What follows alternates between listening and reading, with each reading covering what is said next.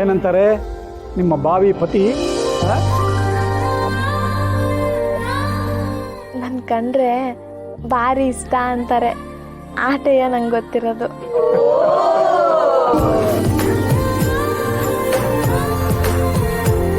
ಈ ಖುಷಿ ನೋಡ್ತಾ ಇದ್ರೆ ಇದು ಹಿಂಗೆ ಇರ್ಲಿ ಅನ್ನಿಸ್ತದೆ.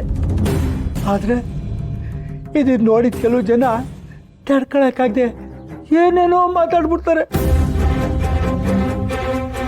ಅದಕ್ಕೆಲ್ಲ ನೀನು ಏನು ಬೇಜಾರು ಮಾಡ್ಕೋಬೇಡವ, ಬೇಜಾರು ಮಾಡ್ಕೋಬೇಡ.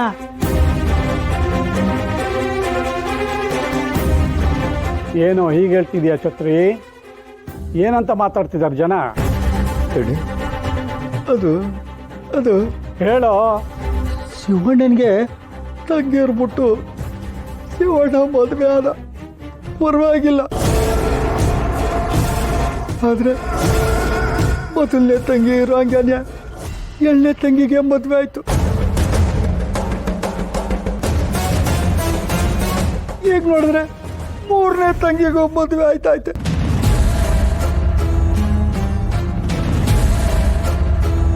ಇದೆಲ್ಲ ನೋಡಿದ್ರೆ ರತ್ನ ನಾಣ್ಯನಾಗೆ ಮದುವೆ ಅನ್ನೋದು ಬರ್ದಿಲ್ಲ.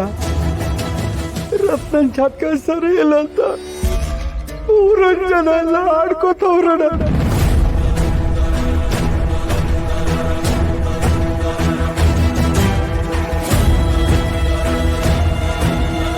ಛತ್ರಿ,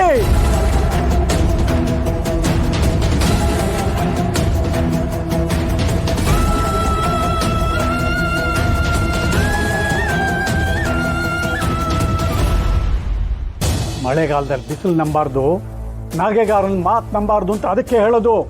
ರಕ್ತ ನಕ್ತಾನೆ ಬೆನ್ನ ಚೂರಿ ಹಾಕೋ ಮಾತಾಡ್ಬಿಟ್ಟಲ್ಲೋ ಛತ್ರಿ.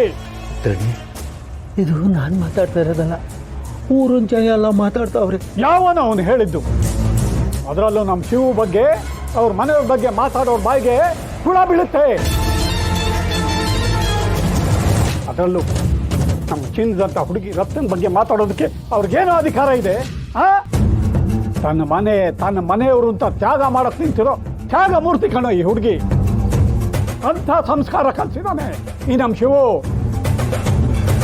ಅಣ್ಣ ತಂಗಿರು ಒಂದು ಮನೆಯವರು ಅಂದ್ರೆ ಹೇಗಿರ್ಬೇಕು ಅಂತ ಈ ಶಿವು ಮನೆಯವ್ರು ನೋಡಿದ್ರೆ ಸಾಕು, ಎಲ್ಲರೂ ಉದ್ಧಾರ ಆಗ್ತಾರೆ. ಅಷ್ಟಿಲ್ಲದೆ ಮಾಸ್ತಿ ಕೊಪ್ಪಲು ರಾಜಮಂತಂದವರು ಶಿವು ಮನೆಗೆ ಹೆಣ್ ಕೇಳ್ಕೊಂಡು ಬರ್ತಾರೆ. ನಾವು ದಡ್ಡ ಏನೋ ಕಾಲ ಕೂಡ ಬರಲಿಲ್ಲ, ರತ್ನ ಮದುವೆ ಆಗಲಿಲ್ಲ. ಅದು ಅವ್ರ ತಪ್ಪ?